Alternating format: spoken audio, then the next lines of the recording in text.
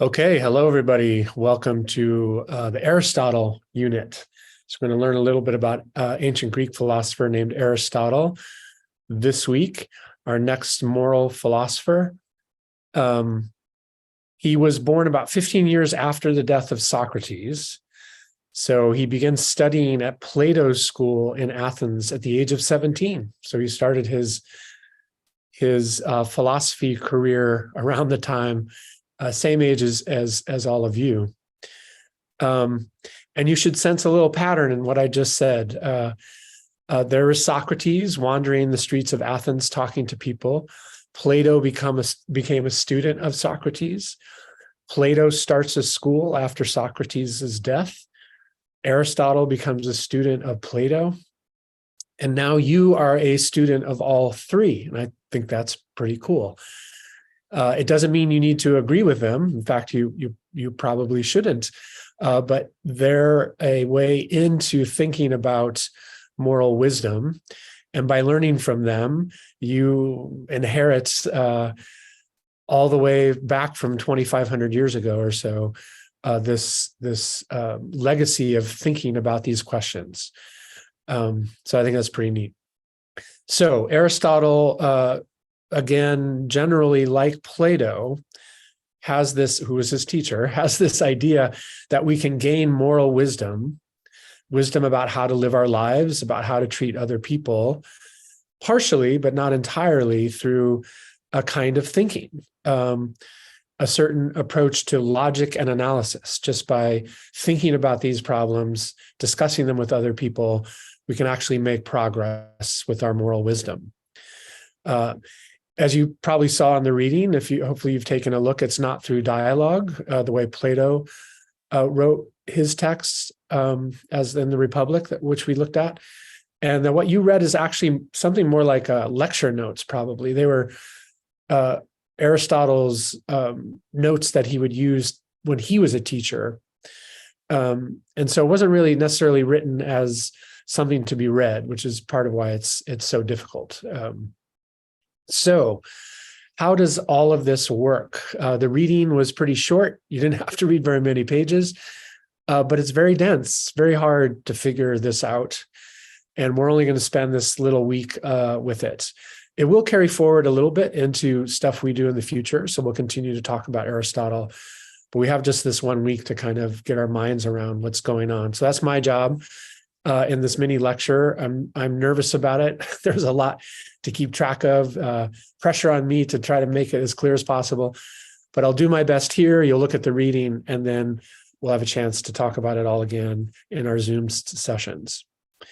So the first step in his approach, right off the bat in the first little chunks of reading, is he talks about what is translated often as ends, E-N-D-S.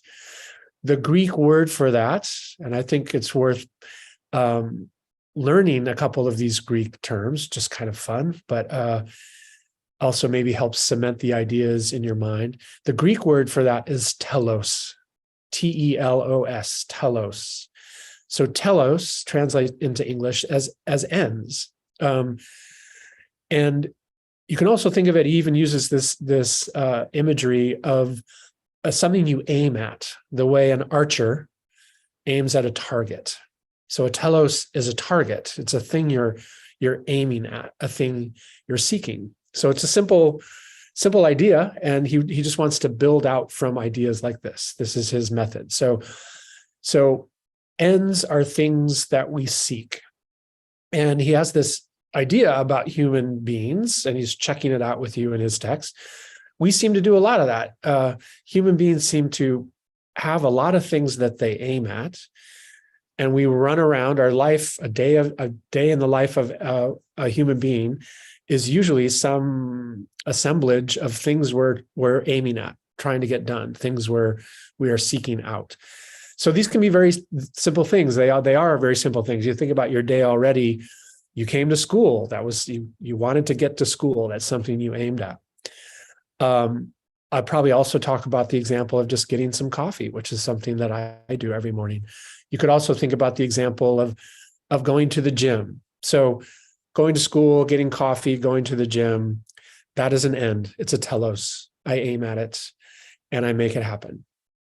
Now, the next point, in addition to ends, is the idea that our ends are usually nested, is the word I want to use. That ends often have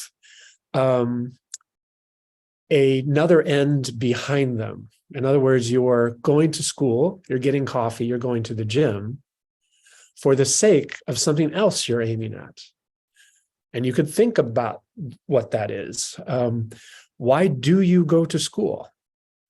There's probably some immediate answers. You want to pass your class, you want to see your friends. There's probably some farther out answers. You want to graduate. Why do you want to graduate? Same with the coffee. I get coffee in the morning. Tastes delicious to me. Caffeine gives me a little energy. I get to do my work. Maybe I do a little bit better at my work. But why am I doing that work? What is that work? What do I do that work for? Likewise with the gym. What do you go for? What do you go to the gym for? There's lots of possibilities. You want to get better at a sport. You just want to be fit. You want to look a certain way.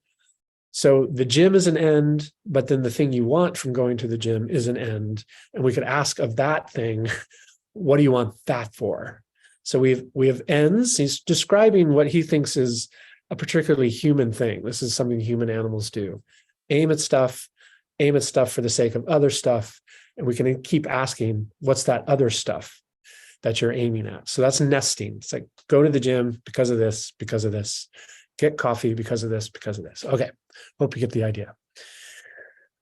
Happiness, which is the title of this book of the section of the text you're reading by Aristotle, use the word happiness, is a very special kind of word.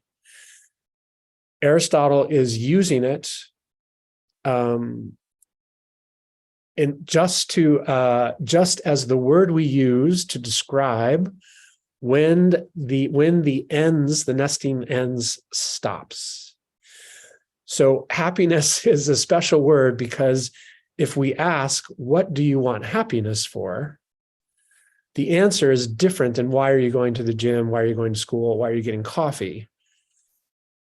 When we use the word happiness, we understand it as the limit of things that we want. It is the end of the questions. Why do you want happiness?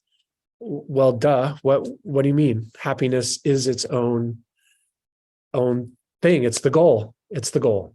Happiness is the final telos. So he's just logically now trying to explain we seek ends get nested, but there's the possibility of this outer end where if we say, well, because I want to be happy, that's what I'm aiming at. Nobody asks, well, what do you want happiness for? Okay. So there's a kind of end which you stop asking, well, what else do you want for that, from that? Okay, hope this is making sense. So notice happiness is just a placeholder word. It actually doesn't tell us what the content of that happiness is. So there were lots of things people wanted back in Aristotle's day, and they're very similar to what people want now. And some of the popular ones were people wanted honor. They wanted to be seen a certain way by their peers, or people wanted wealth for all the things that wealth brings. And so happiness could be variously defined. Well, I want honor because honor would make me happy. End of story. I want wealth because wealth will make me happy. End of story. Kind of all stops, right? So people come up with different answers. Aristotle's just establishing that it's the end game, happiness, but we still have to fill it with content. What's going to go in it? So we're going to learn a second Greek word here. That Greek word is eudaimonia. Eudaimonia, which with Jamie's help will magically appear on the screen with me. And that's what gets translated as happiness in the text you're reading. But there's a little problem with the word happiness in English that is worth clearing up and trying to understand Aristotle. And that is that happiness sounds like a certain state of mind, a certain feeling, a smile on your face. And that's not what is meant in the Greek original. A better word, so I'm going to start using this word instead, is flourishing.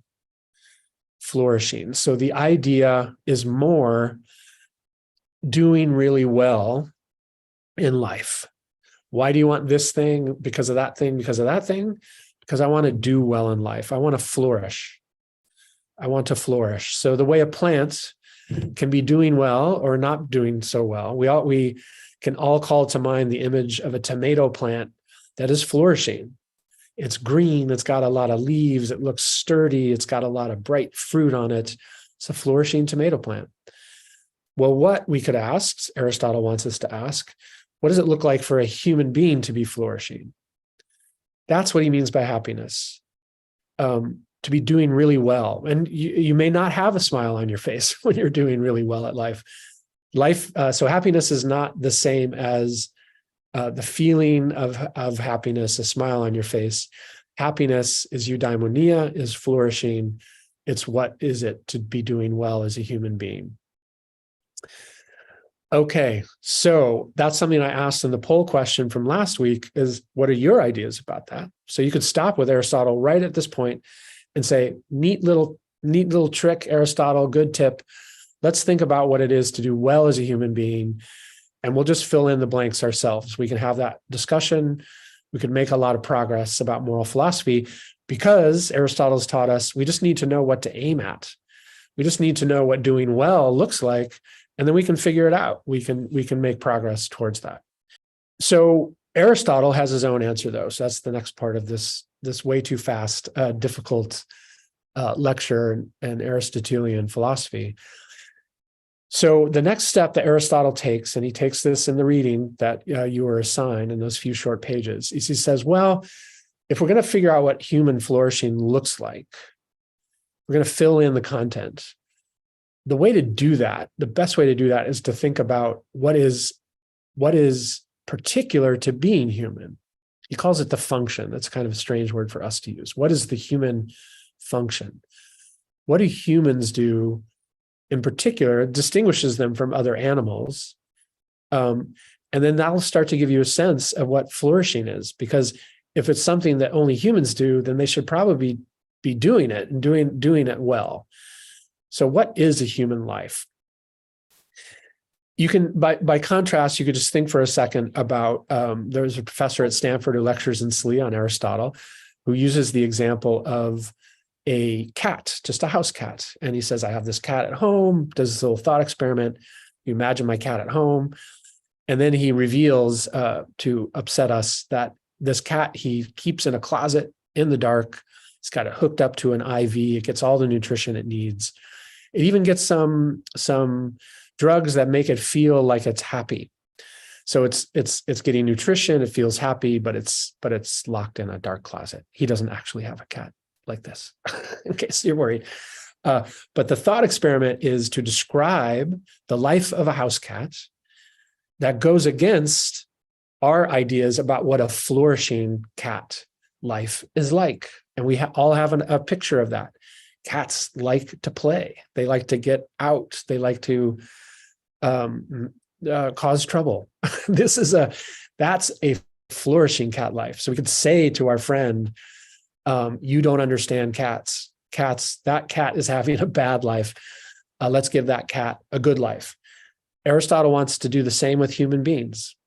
What does it look like to flourish as a human being? What's going on? And so he, like with the cat, like what is a good cat's life look like? He wants to give actual content to the idea of a human, particularly human life. And the answer to that question for Aristotle is something like reason.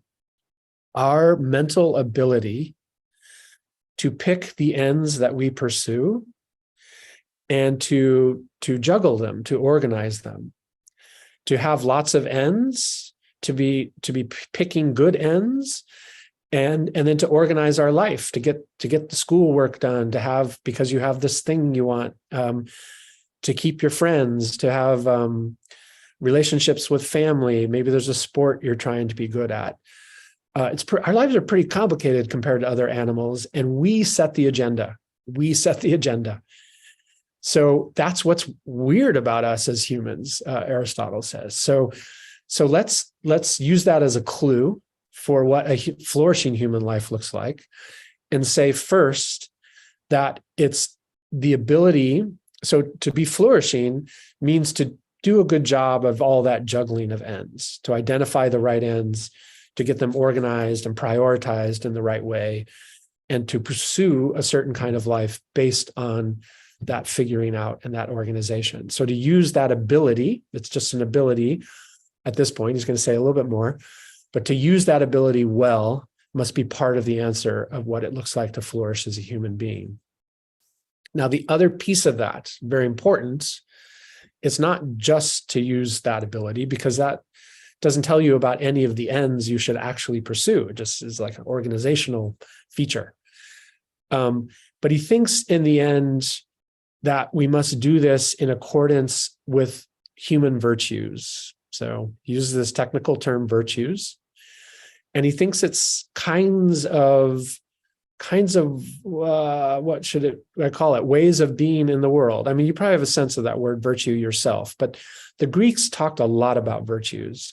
We saw that in the Republic. Justice is a virtue. So justice is a way to be in the world, be with other people, in a good way. It's the good way of juggling all those ends and so forth. So he has virtues that we'll continue to talk about in the course a little bit. Justice is also in Aristotle's list, of course, because he was a student of Plato. Something called temperance, the kind of even keeledness, not getting too emotional about anything was a Greek virtue. Courage, just the ability to face up to difficult things, is a virtue for the Greeks, and you could think about whether you agree with that as a virtue. Wisdom, prudence. So prudence, also a kind of old-fashioned term, but ability to be careful about the things you're doing and about life. So we use reason, all this end juggling and organizing, but we also should be doing that, Aristotle says, in accordance with virtue, in accordance with the good versions of those things and not the bad version of those things. So that's the two-part answer to the secret of life for Aristotle. Secret of life. He's giving you a whole approach to how you think about everything you do that he thinks will lead to flourishing, to lead to doing well. So in a nutshell, here's a nutshell version, I think. Yes, so happiness is flourishing, is doing well as a person. It's to make the most of our ability to organize our lives and to do that in accordance with virtues like justice, wisdom, courage, prudence, temperance, and so forth. So that's my longest mini lecture by far, I'm sure. I imagine it was challenging. It should be. This is difficult, but in our Zoom sessions, we'll work through it more. I just want to end by having you notice, just repeating a couple of things, but there's two different things going on with Aristotle, and we could decide if we want to use either or both of them. One is just the strategy of picking this notion of flourishing to decide how we live our lives. So the strategy to say, hey, I know if we're going to think about how to live our lives and how to treat other people, let's just think about what that looks like when it's at its best. What does it look like when it's at its best? And that will be a clue for how we live our own lives. So that's piece one, just the strategy. There's no content yet. There's no answer to the best. Then the second part is to fill in the answer for what does it look like when humans are doing well? What is it to have a best kind of life? You can fill in the content, and we could have lots of different opinions about that, disagree with Aristotle, have our own versions. So it's kind of two things on offer: the strategy of thinking about what's best for humans, and the actual contents that you put in for answering that idea of human flourishing as a way to gain wisdom when it comes to moral philosophy, to how we live our lives and how we treat other people. I look forward to talking about it in our Zoom sessions. Thanks.